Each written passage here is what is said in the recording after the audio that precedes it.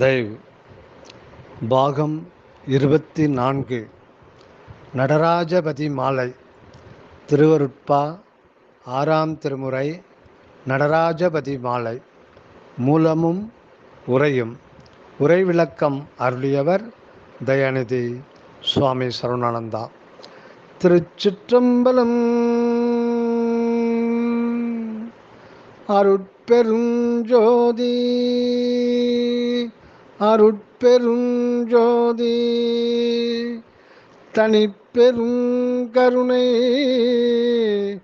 அருட்பெருஞ்சோதி. பாடல் எண் 27.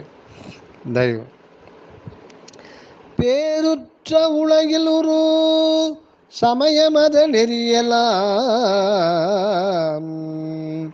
பேருற்ற உலகில் ஒரு சமயமத நெறியலாம்,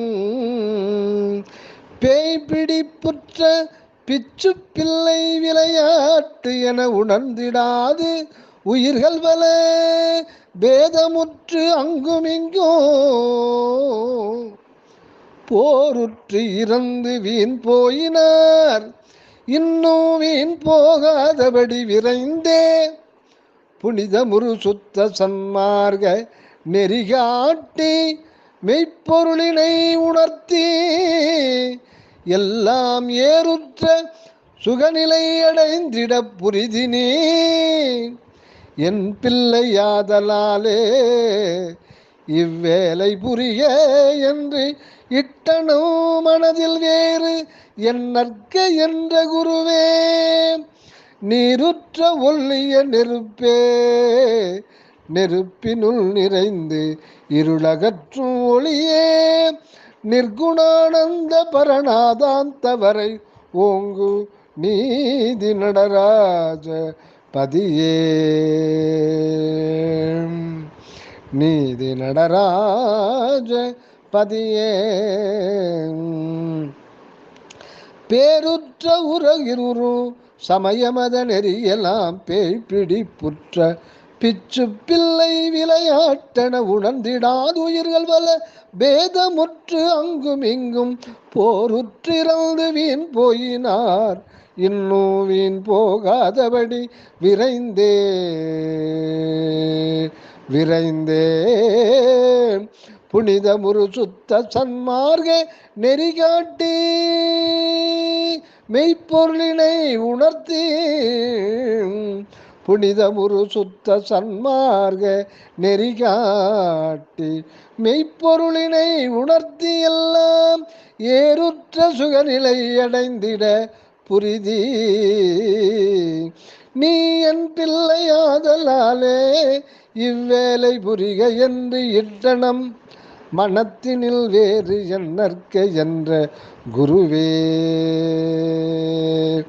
நீருற்ற ஒல்லிய நெருப்பே நெருப்பினுள் நிறைந்திருளகற்று ஒளியே நிர்குணானந்த பரநாதாந்தவரை ஓங்கு நீதி நடராஜ பதியே. உரை விளக்கம். நம் அருட்ஜோதி நடராஜபதி மெய்யுணர்விலே தோன்றி காட்சியளிக்கின்றவர் ஆவார். நம் அருட்ஜோதி நடராஜபதி மெய்யுணர்விலே தோன்றி காட்சியளிக்கின்றவர் ஆவர். இந்த மெய்யுணர்வே நீதி என்று மொழியப்படுவது. இம்மெய்யுணர்வு நாதாந்தவரைக்கு அப்பால் விளங்குவதாம். இந்த நாதநிலைக்கு அப்பால் விளங்குவது பெருஞ்சோதி மலையாக பகரப்படும். அந்த ஜோதியுள் ஜோதியாய்த்தான் நம் பதி கண்டுகொள்ளப்படுகின்றார். ஆனால் இந்த ஜோதியோ புறத்தது அன்றாம். புற ஜோதி தீயின் கூறானது. ஒரு கட்டை தீப்பற்றி எரியும் பொழுது ஒளிப்பிழம்பு வெளிப்பட்டு தோன்றுகின்றது. அந்த ஒளிப்பிழம்பு அடங்கிடும் போது பிரகாசம் பொருந்திய நெருப்பு கங்கு விளங்கும். பின்பு அக்கங்கின் மேல் நீரு பூத்து மறைத்து கொண்டு விடுவதாம். ஆனால் நெருப்பை தண்ணீரால் அணைத்து விட்டால் ஒளியும் சூடும் ஒழிந்து கரியாகிவிடும். நெருப்பின் ஒளி கொண்டு எதையும் காண வேண்டியிருக்கின்றது. மனிதனும் அதுபோல மெய்யுணர்வாம் உள்ளொளி கொண்டு உண்மை காண வேண்டும். மனிதனும் மெய்யுணர்வாம் உள்ளொளி கொண்டு உண்மை காண வேண்டும். தன்னுள் மறைந்து கிடக்கும் கடவுள் ஜோதியை கண்டு கொள்ளவே மனித பிறப்பு ஒருவனுக்கு வழங்கப்பட்டுள்ளது. மேல் மூடி கிடக்கும் நீற்று மறைப்பை விலக்கி உள் நெருப்பை காண வேண்டும். இந்த மறைப்பை ஒழிக்கும் செயலே சத்விசாரமாம். இது முக்கியம், மிக முக்கியம். மீண்டும் கவனிப்போம். நெருப்பின் ஒளி கொண்டு எதையும் உலகப் பொருள்களை காண வேண்டியிருக்கிறது. அதே போல மெய்ப்பொருளை அகத்தே காண வேண்டுமானால் மனிதனும் மெய்யுணர்வாம் உள்ளொளி கொண்டு உண்மை காண வேண்டும். தன்னுள் மறைந்து கிடக்கும் கடவுள் ஜோதியை கண்டு கொள்ளவே மனித பிறப்பு ஒருவனுக்கு வழங்கப்பட்டுள்ளது. மேல் மூடி கிடக்கும் நீற்று மறைப்பை விலக்கி உள் நெருப்பை காண வேண்டும். இந்த மறைப்பை ஒழிக்கும் செயலே சத்விசாரமாம். இங்கு குறிக்கப்படுகின்ற நீருற்ற நெருப்பு சாதாரணமாய் விளங்குகின்றதில்லை. தண்ணீரில் நெருப்பு இருக்கின்றது என்பது முதலில் விளங்காது. ஆழ்ந்து பார்ப்பின் அது அறிந்து கொள்ளப்படும். நெருப்பை அணைத்த நீர் அந்நெருப்பின் ஒளியையும் சூட்டையும் கிரகித்து கொண்டுள்ளதை யூகிக்கலாம். அந்த தீயின் சூடுதான் தண்ணீரை வெந்நீராக்கி இருப்பதாய் விளங்கும்.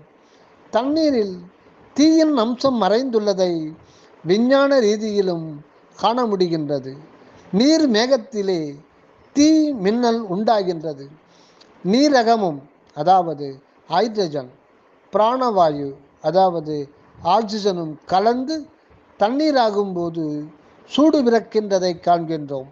இவற்றிலிருந்து நாம் அறிந்து கொள்ள வேண்டியது நீர் பூத்த நெருப்பிலும் கரிக்கட்டையிலும் நீரிலும் கூட நெருப்பு இருக்கின்றது என்பதாம்.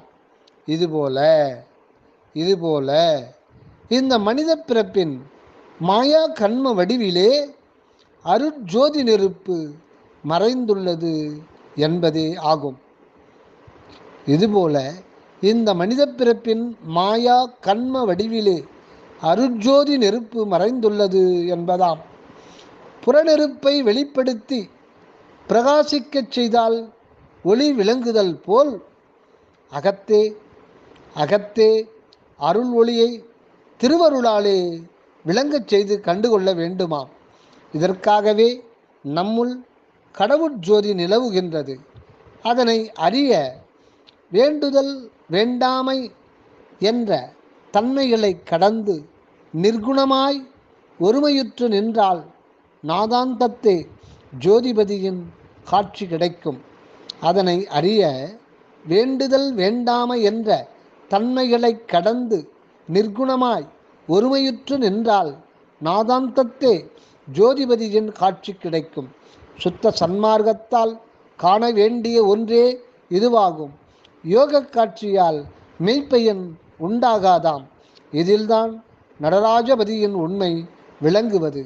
நமது அருட்ஜோதி வள்ளல் இந்த நடராஜபதியைத்தான் கண்டு போற்றுகின்றார். இங்கு மேற்படி அருட்பெருஞ்சோதி நடராஜபதியே அருட்பெரும் குருவாக எழுந்தருளி வந்து எவ்வளவோ நலம் சூழ்கின்றார்.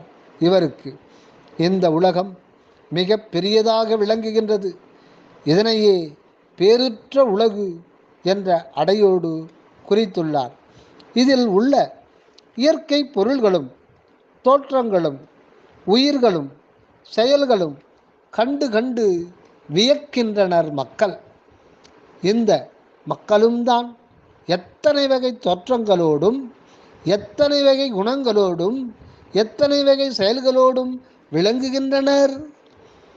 இம்மக்களினத்தின் பல்வகை புறத்தோற்றங்களுக்கும் உள்ளாயிருக்கும் ஒற்றுமை கூறும் ஒருமைப்பாடும் ஒன்றான நிலையும் விளங்கி கொண்டால் ஒத்து வாழ்ந்து உயர் இன்பம் காணலாம். இம்மக்களினத்தின் பல்வகை புறத்தோற்றங்களுக்கும் உள்ளீடாயிருக்கும் ஒற்றுமை கூறும் ஒருமைப்பாடும் ஒன்றான நிலையும் விளங்கி கொண்டால் ஒத்து வாழ்ந்து உயர் இன்பம் காணலாம். இவை காணப்பெறாத வரையும் புறநிலையிலிருந்து பேத கூறுகளும் பன்மை காட்சிகளும் பலவாம் உண்மையும் மக்களை அலைக்கழித்து துன்பத்திலே ஆழ்த்துகின்றனவாம். இவைகளிலே பெரும் கேட்டை விளைவிக்கின்றவை சமய மத நெறிகளாம். உலகில் விளங்குகின்ற சமயங்களும் மதங்களும் கடவுட்கொள்கைகளை பற்றியும் அவற்றை தழுவி வாழற்கான கோட்பாட்டு முறைகளை பற்றியும் பலவாக கூறுவனவாம். இவ்வளவும் மனோ கற்பனையில் விளைந்தவைகளே. அகநிலை நின்று காணப்பட்ட சமய மதங்களில் கடவுளான்ம உண்மைகள் மறைந்து கிடக்கின்றன. அவற்றை புரிந்து கொள்ள மாட்டாதவர்கள் புறநிலை கற்பனைகளால் புற வாழ்வுக்கு அமைப்பாக பல விதிமுறைகளை வகுத்து வழங்கியுள்ளனர். ஒன்றான உண்மை கண்டு அதனை பெறுவதற்கான பொதுநெறி ஒன்றையும் வழங்கப்படாததால் ஒவ்வொரு பிரிவினரும் ஒரு குறிப்பிட்ட சமய மத சார்பு கொண்டு பிரிந்து இயங்க தலைப்பிட்டுள்ளார்கள். இவர்கள் தத்தம் நெறியே சிறந்தது, தத்தம் நெறியே பொருத்தமானது எனக்கொண்டு பிறவற்றையும் பிறரையும் அந்நியமாக பாவிப்பதால் ஒன்றுபட்டு வாழ உதவுகின்றது இல்லையாம். ஆகையால் இக்கொள்கைகள் யாவும் அடிநிலையிலேயே திருத்தப்பட வேண்டியுள்ளதாம். முன்பை விட இப்பொழுது மக்கள் சமூக நிலை சில முக்கிய மாற்றம் அடைந்திருக்கின்றது என்றே சொல்ல வேண்டும். இன்றைய விஞ்ஞான வளர்ச்சியால் புற வாழ்வு விரிவடைந்திருக்கின்றது. அதே நேரத்தில் புலன் வேட்கையும் மிகுந்து இருக்கின்றது. ஆகையால் பொதுமக்களுக்கு அகநாட்டம் குன்றி இருக்கின்றது. அறிவாராய்ச்சிகளுக்கு பொருந்தாதவற்றை விளக்க முற்படுகின்றனர். இவர்கள் பழைய சமய மதங்களுக்கும் கட்டுப்பாடுகளுக்கும் கண்களை மூடிக்கொண்டு முதலிடம் கொடுக்கின்றவர்களாய் இல்லை. பழமை விரும்பிகள் உண்மையை அறிந்து கொள்ள விரும்பாமலே நடக்க விரும்புகின்றார்களாம். அவர்களும் இவர்களும் உண்மையை உள்ளவாறு அறிந்து கொண்டு விட்டால் ஒத்து வாழலாம், உயர் இன்பம் காணலாம். இப்பொழுதுள்ள நெருக்கடியான நிலையில் மக்களினம் ஒருமைப்பட்டே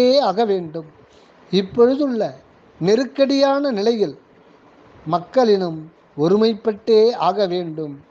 வேற்றுமை, பகைமை, பொறாமை எல்லாம் ஒழிய வேண்டும். இவற்றிற்கெல்லாம் ஒன்றான கடவுள் உண்மையையும் ஒரு தன்மை கொண்டதே மனித சமுதாயம் என்ற உண்மையையும் அருள் ஞானத்தாலே அறிந்து கொள்ளப்பட வேண்டும். அருட்கண்ணார கண்ட மண்பதையின் இப்போதைய நிலை நன்கு எடுத்து ஓதி சீர்படுத்த ஆணை செய்யப்படுகின்றது. அருட்கண்ணார கண்ட மண்பதையின் இப்போதைய நிலை நன்கு எடுத்து ஓதி சீர்படுத்த அருளாணை செய்யப்படுகின்றது. அந்நாளிலே வகுத்து கொள்ளப்பட்ட சமய மத கொள்கைகள் எல்லாம் இன்றைய ஆன்ம ஒருமை உரிமை சக வாழ்வுக்கு பயன்படாதனவாய் இருப்பதை அறிகின்றோம். அறியாமையில் கண்டு பின்பற்றி வந்து பற்றி கொண்டு புரிகின்ற செயல்கள் யாவும் விளையாட்டு பிள்ளைகளின் செயல்கள் போல தோன்றுகின்றனவாம். அது விவேகமுள்ள விளையாட்டு பிள்ளைகளின் செயல்களாய்க்கூட தோற்றவில்லையாம். மனம் புத்தி கலங்கி செய்வது என்னது என்று அறியாது புரிகின்ற பித்து பிடித்த சிறுபிள்ளையின் செயல் போல இருக்கின்றதாம். இம்மாதிரி செயல்களால் என்ன நன்மை உண்டாகும்? இந்த உலகுக்கு ஒன்றும் உண்டாகாது. உண்மையை சற்று தெரிந்து கொள்ளாமலே ஜீவர்கள் பலவாகிய வித்தியாச எண்ணம் கொண்டு பேத புத்தியுடன் அங்கும் இங்கும் அலைந்து அழிவுற்று போகின்றனராம். இப்போது திகழ்கின்ற போர்களும் அழிவுகளும் சமய மத பித்தால் விளைகின்றன அல்ல என தோன்றினும் அப்படி அல்லவாம். மக்கள் சமுதாயம் பழைய சமய மதப்பற்றில் அதிகம் ஈடுபடாவிட்டாலும் முன் பழக்கத்தாலும் விடாப்பிடியாலும் மெய்யறிவு இல்லாததாலும் அவா வெகுளி மயக்கம் காரணமாகவே பைத்தியக்கார பிள்ளைகளின் வீண் செயல்களாகவே தோன்றுகின்றனவாம் இவ்வுலக காரியங்கள் அனைத்தும். இவற்றால் மக்கள் வீணில் அலைவுற்று பயங்கரமான போர்க்கருவிகளை பயன்படுத்தி கொண்டு குவியல் குவியலாக மடிந்து ஒழிகின்றார்களாம். பைத்தியக்காரன் கையில் தீப்பந்தம் வைத்து கொண்டு விளையாடுவது எவ்வளவு பயங்கரமானதோ அதுபோன்றதுதான் மக்களின் மருள் மயக்க நிலை. இதனால் பலர் அழிந்து போனார்கள். அறியாமையில் போனவைகளை குறித்து கவலைப்பட்டு பயன் இல்லை. சற்று அறிவு வந்து தெளிவு ஏற்பட்டுள்ள இப்பொழுது முதல் திருந்தி நல்வழிப்பட்டு நாசமுறாதிருக்க செய்தல் நல்லோர் கடனன்றோ. இதனால் தான் நம் அருட்பெரும்பதி உயிர்கள் இன்னும் வீண் போகாதபடி விரைந்தே புனிதமுறு சுத்த சன்மார்க்க நெறி காட்டி மெய்ப்பொருளினை உணர்த்திட ஆணை செய்கின்றார். இந்த மெய் அருள் மார்க்கத்தாலே உயிர்களெல்லாம் மக்கள் யாவரும் நல்லின்ப சுகநிலை அடைந்திட புரிவாயாக நீ என்று ஆணையை வலியுறுத்துகின்றார். ஏன் உனக்கு இப்படி வற்புறுத்தி கட்டளையிட்டார் போல் சொல்லுகின்றேன் என்றால், நீயே எனது அருள் உரிமை பிள்ளையாய் இருக்கின்ற காரணத்தால் உனக்கே இந்த அருட்பெரும் பணியை பணிக்கின்றேன். ஆகையால் மனதிலே வேறு எதுவும் கருதி கொண்டு கலங்கி விடாதே என்றும் மேலும் பகர்ந்தார் அந்த அருட்பெரும் குருநாதர். இந்த அருள் ஆணையின் மீதுதான் நம் வள்ளல் சுத்த சன்மார்க்கத்தை உலகுக்கு வழங்குகின்றார். இதை ஏற்று எல்லோரும் ஓய்வு பெற வேண்டும் என்பது திருவருள் ஆணையாகும். ஒவ்வொருவரகத்திலும் அன்பு நீரிலே மறைந்து கிடந்து வெளிப்பட்ட அருள் ஒளியை தோற்றுவித்து கற்பூர தீபம் நீர்மேல் நெருப்பாய் விளங்குவது போன்று கண்டுகொள்ளச் செய்ய இதனை குறித்து வைத்தார். இந்த உள்ளொளியால் அகையிருள் போகும். நிர்குண ஆனந்த பரநாத வரையிலே ஓங்கும் நீதி நடராஜபதியை உலகம் கண்டுகொள்ளும். உள்ளத்தளியில் தளி என்றால் ஆலயம், உள்ளம் என்கின்ற ஆலயம். உள்ளத்தளியில் ஒளிவிட்டு இலங்கும் அருட்பெரும் ஜோதிபதியே ஒவ்வொருவராகவும் தோற்றி சூழ வந்து கொண்டிருப்பதாகவும் அறிந்து கொள்ளச் செய்கின்றார். இந்த அகநிலையில் பொருந்தி தயவோடு சூழ வருகின்றவர்களில் இயன்ற அளவுக்கு உயிர் விளக்கத்தையும் அருள் விளக்கத்தையும் உண்டு பண்ணி இன்படையச் செய்து கொண்டிருத்தலே அம்பலவாணனின் அருள் ஆணையாகும். சமய மதாதீத அருட்பெரும் வாழ்வு எவர்க்கும் உரிய ஒன்றாகும். சமய மதாதீத அருட்பெரும் வாழ்வு எவர்க்கும் உரிய ஒன்றாகும். எல்லா சமய கர்த்தர்களும் தேவர்களும் பெரியோர்களும் அருட்பெரும் ஜோதிபதியின் அம்சமானவர்களே ஆவர்.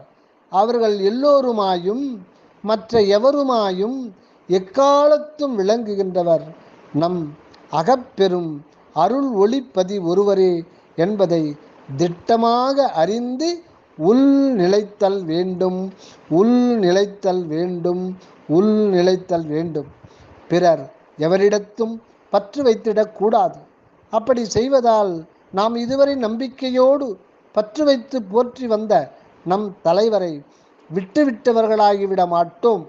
ஏனென்றால் அந்த குறிப்பிட்ட தலைவரின் உண்மை வடிவம் அகம் வளர் அருட்பெரும் ஜோதியே அல்லது அழிந்தொழிந்த புற தேக வடிவம் அல்லவாம். ஏனென்றால் அந்த குறிப்பிட்ட தலைவரின் உண்மை வடிவம் அகம் வளர் அருட்பெரும் ஜோதியே அல்லாது அழிந்தொழிந்த புற தேக வடிவம் அல்லவாம். ஆகையால் அருட்பெரும் ஜோதிபதியை பிரிவு அற கலந்து கொண்டு அவரே அருள் இன்பம் வளர்த்தற்கு என்று பலவாகிய பொருளாய் பலவாகிய உயிராய் பலவாகிய மக்களாய் சூழ்கின்றார் என்பதையும் உணர்ந்து தயவு செயலால் எவர்க்கும் மகிழ்வு செய்து கொண்டு நாமும் மகிழ்ந்திருத்தல் திருவுளச் சம்மதமாகும். அதுவே நம் குறிக்கோளும் ஆகும். இதனை அறிந்து ஒத்து வாழ்ந்து இன்புறுவோமாக. தயவு. அருட்பெரும் ஜோதி அருட்பெரும் ஜோதி தனிப்பெரும் கருணை அருட்பெரும் ஜோதி. தயவு.